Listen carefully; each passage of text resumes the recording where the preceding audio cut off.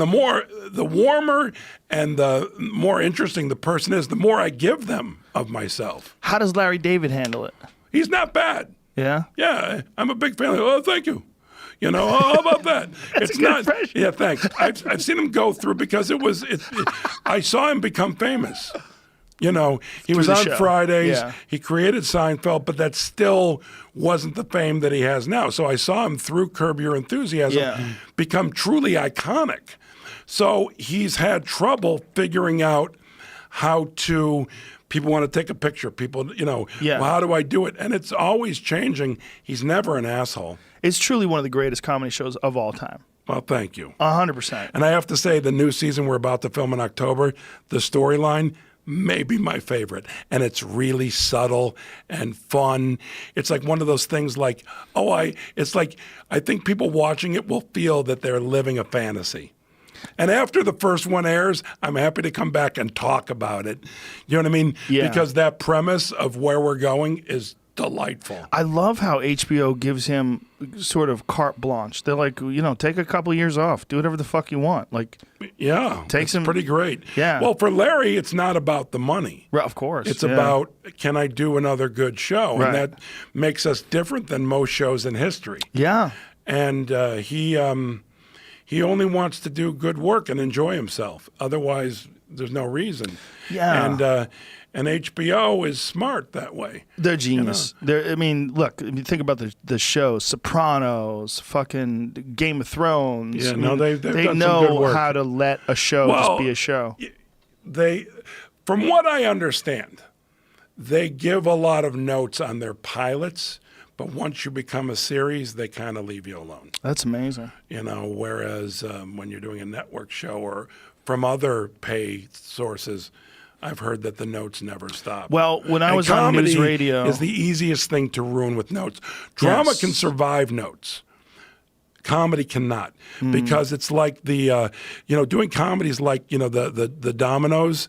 And if you take one of those and just move it a little to the left or the right, you're screwing up the whole thing. That's a very good point. Yeah. When I was on news radio, we weren't successful. And that is when you get the notes.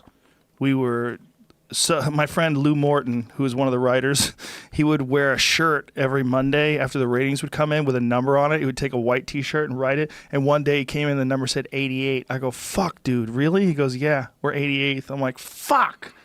I was like, God damn it, I better save money. That was out for 3 years, right? 5. 5 years. Yeah. So the point being is that was an immensely successful show. Barely made it. If you stay on the air, that's pretty great. No, for sure. I mean, it's definitely better than being canceled. But the point being is that we were never a hit. So we always got notes. We're constantly getting notes. Like, we need a gay neighbor. We need a black guy. We need we need a this. We need a that. We need a love interest. We need a fucking... I'd watch that show, by the way, The Gay Neighbor and the Black Guy. If that was the name of the show, I'd be in. That's probably a good name of a sitcom. Yeah, The Gay just Neighbor a black and the Black guy lives Guy. next to a gay neighbor, and it's the problems they There's a deal lot of sitcoms, and I don't want to name names, but I watch them, and I know they're very, very, very successful. And I watch them, and I'm stunned. I don't understand it. It's like they're speaking a different language. I don't get it either. I don't.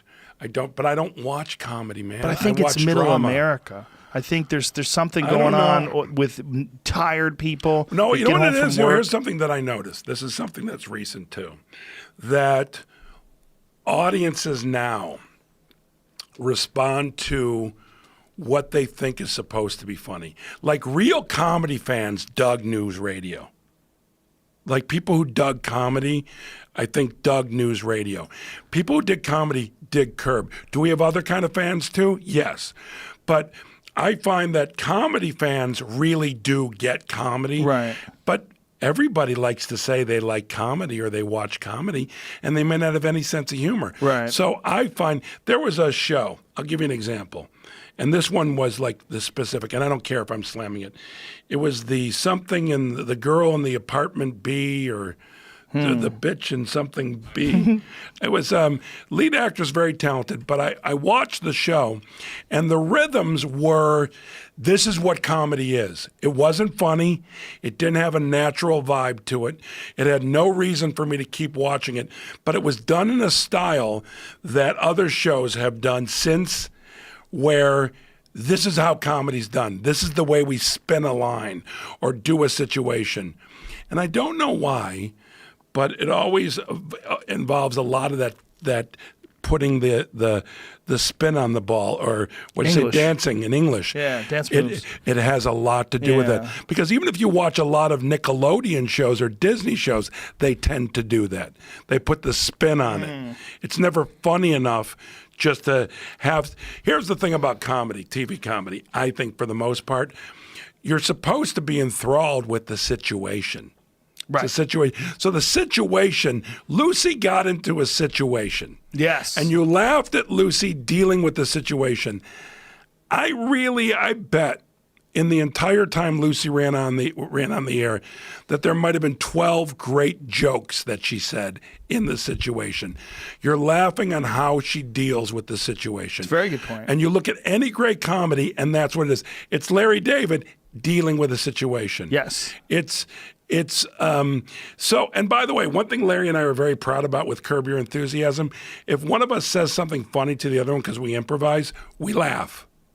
So these shows you see, Right. people say these lines written by writers, and then the audience laughs if it's on stage, but yet the actors don't laugh at one another. Right. That's wrong. Right. It doesn't make any sense. So on a lot of levels, it's just not right. And then there are shows now that I've watched for maybe 5 minutes where I cannot believe how terrible they are, and yet they're successful. Hugely successful. Hugely successful. Don't get it. Yeah. When you guys do a show, you don't really have like a full script in terms of No, we the have a very exact tight outline. We have 7 pages written. outline. Larry has written the story. Right. And in that story, maybe a half dozen things are like, he says this or she says that. because you have to move the story along. Yeah, it's for story purposes, not because it's a great joke. Right. And then I play it every time differently. Unless I'm told by the director or I'm one of the producers, we have a meeting of like, we need to get this across. This is not coming across, and I'll make an adjustment. Right. But in general, I try and do it different every single take. That is so crazy. And how many takes will you do? Well, if it's Larry and I, just us, he and I alone in the scene, we can have a scene done in less than an hour. But if there's a bunch of other people, it could be 3 hours. Wow. And the idea is just like, this is what needs to take place. We have to figure out how to Right. get it across the fact that the Right. refrigerator's broken and we're going to have to go buy ice. And who's going to buy the ice? I don't want to drive to buy the ice. Right. And then you're all just talking. It's more in depth than that. The story is really there. Right. But yes, how we approach it, and sometimes that can change things. But that's one of the reasons why the show is so good, because it seems so organic when you guys are talking. It is. Well, that's what I get out of it. We don't rehearse. That's amazing. Zero too. rehearsal. The Goldbergs, we don't even do a lot of rehearsing, but I have to stick to the script. If I want to improvise on the Goldbergs, I have to let the producers know, not to get permission, to let them know this take, I'm going to do something different. And I have to let my fellow actors know. Ah, that's I have interesting. to let Is them it know. hard for you to adjust to go from 2 different styles? I don't know that it's difficult, but I find the Curb Your Enthusiasm way more enjoyable. Oh, I'm sure. But I'm really proud. The Goldbergs is the #1 show on TV that families watch together. So I'm very proud of that, and I get why people dig it. It's not my style, but when I watch it occasionally, I don't watch it very often, I get why people dig it. I'm not confused by the show. Right, You know right. what I mean? Yeah. Like these other shows we're talking about, I'll be confused as to why they're successful, why they're on the air. But other ones I watch, like I watch Modern Family, I get why people dig it. Right. It makes total sense to me. Yeah. You know, so it's much more enjoyable during the Curb thing. It's edgier and all that. But I still dig the Goldbergs. And I also dig the crew, and I dig the people I work with, and I dig the writers. So it's a very positive, wonderful experience. And I'm lucky. I'm on one of the most popular network comedies, and I'm on the most popular alternative comedy. How'd you get to be so lucky? But by the way, I'm grateful. I keep on getting told in therapy, don't say lucky so much. Why does he tell you that? Because grateful. Because I do have something to do with it, but not from an ego standpoint. Right. Like, I've worked hard, I've done this, I've done that. Yeah. So I'm just incredibly grateful. You're lucky too. I think I'm lucky too. Yeah, you're Right? lucky By the too. way- You're grateful And and by you're the way, lucky. what if I told you I'm not kidding? That dude has taught me so much. That might be the only thing I disagree with him on. Yeah, he doesn't know shit. No, lucky is good. You know, Roger Daltrey.